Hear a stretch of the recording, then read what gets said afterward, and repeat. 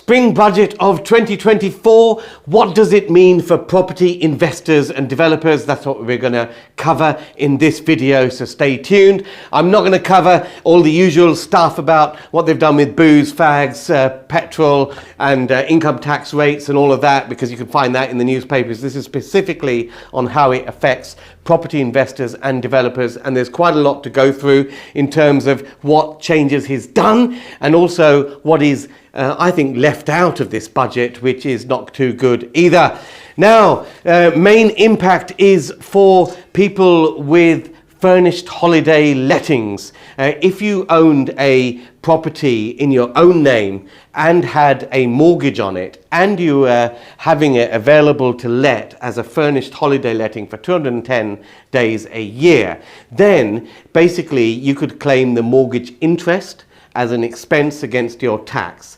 That whole regime has been abolished, basically. As from today, if you own any property that's let out and you own that property in your individual name, there is no relief on mortgage interest payments. A bit of a curveball was multiple dwellings relief, or MDR, stamp duty regime. That's going to be abolished. So under the multiple dwellings relief regime, if you bought more than one property in a single transaction, then basically you could apply for multiple dwellings relief. So for example, if you bought a block of 2 flats for £400,000, then basically because it's 2 flats, you would split the £400,000 in 2 and you would apply stamp duty as though you were buying 2 lots of 200k properties. Now that gave property investors and developers a lot of room to play with, but that whole allowance has been scrapped altogether. He didn't say anything about commercial property relief, so I assume that still stands. So that's where if you buy 6 or more residential properties on the same transaction, then that is considered a non-residential transaction and commercial rates apply. So that still remains, but multiple dwellings relief scrapped. There's been some tinkering with a few things like the capital gains tax, down from 28 to 24%, which is, a good thing, but it could have come down a little bit more. The whole regime on capital allowances, where you can fully expense 100% of capital expenditure on plant and machinery, has been continued. So basically you can incur all the costs of plant machinery in a business in the tax year that that expense is incurred. The VAT threshold has been increased for registration of a business from 85k a year to 90k a year. But quite frankly, those sort of thresholds, same with personal allowance thresholds, should be index linked. So there's some major impacts there, particularly for furnished holiday lettings operators who have mortgages in their own personal names on their properties. That is going to be a big blow for those guys. Multiple dwellings relief has been used by many a property investor. That's going to be a sad omission from our armoury. But what's been disappointing of things that haven't even been mentioned, nothing on business rates. That regime remains a total mess.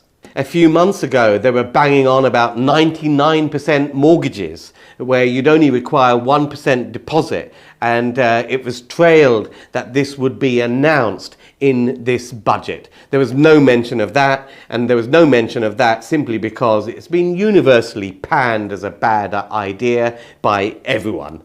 In the last autumn statement, Jeremy Hunt made a shock announcement that he was going to put a consultation out on a new permitted development right to allow a single dwelling to be split into 2 dwellings. Now that was a permitted development right that we were all very, very excited about. He promised that consultation in early 2024. So far, nothing has been issued by the government and no mention of this in today's statement. I think January, February is pretty much what most people would call early 2024. I'm just wondering where that consultation is. What was really required in this budget was a whole host of measures to encourage growth in the economy. Now, on the property side, there are several things he could have done to encourage that growth, and big growth in the economy.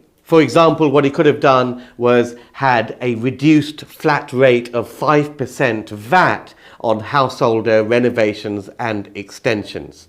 The government has put out consultations on a whole bunch of householder permitted development rights, allowing people to do lofts and side extensions, rear extensions and all of that, but VAT is still payable at 20%. If you're building a brand new house, of course, you don't pay any VAT at all, it's 0%. But there is a 20% VAT rate if you want to renovate and bring up to modern standards an existing dwelling. That is unfair. So it should be harmonised, it should be a level playing field with new build properties. It's been estimated that reducing that VAT level to 5% on refurbs would boost the economy by £50 billion and create 300,000 jobs in the construction sector.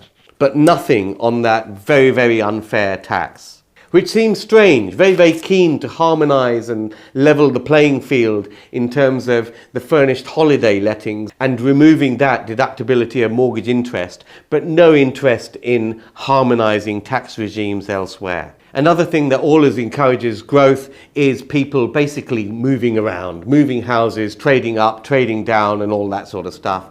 Interest rates have gone up quite a bit, so the cost of moving is high, particularly with SDLT. SDLT is particularly punitive in high value areas and the southeast of England. In some research put out by Rightmove, only 4% of homes sold in London and the southeast are actually exempt from stamp duty because they fall under the threshold. Now we're experiencing drops in rental stock, particularly in high value areas and all over the country, and that is pushing up rents.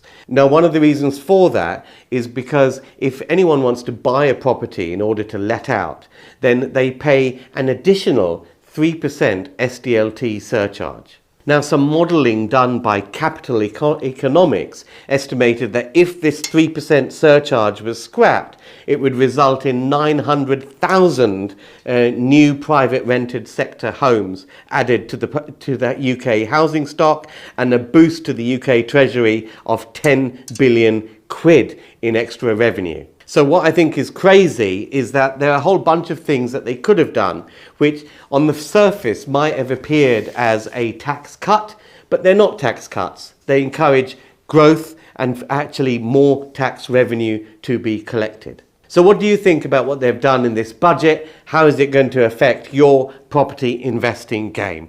Just to summarise, there's a whole bunch of things that he hasn't done. There's a whole bunch of measures that he has trailed in previous months, like the 99% mortgage and the new PD to convert one house into 2 flats. There's no mention of that in this budget at all. What he has done is scrapped multiple dwellings relief, which will be a big blow to people, particularly when they're looking at buying portfolios from retiring landlords. And of course, the changes in the furnished holiday letting regime will affect a huge number of people who own these second homes in their own name with mortgages. We'll have further updates in the next few days as we do a little bit more analysis on the detail of what's been announced. But that's it for this video. Make sure you subscribe, hit the bell icon so you're notified when we do more updates. See you in the next video.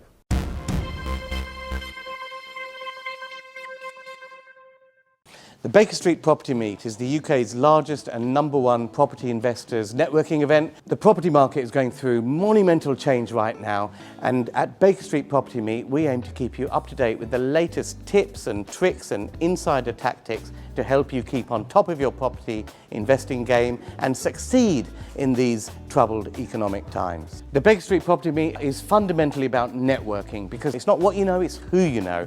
And at Baker Street we aim to connect you with the people to make your property journey a monumental success. There's no better place to be to further your property investment journey than the Baker Street Property Meet. So make sure you're here, you're connecting with myself and Andrew Roberts, our expert guest speakers and 300 passionate property people each and every month. See you at the next meet. Get your spot at bakerstreetpropertymeet.com.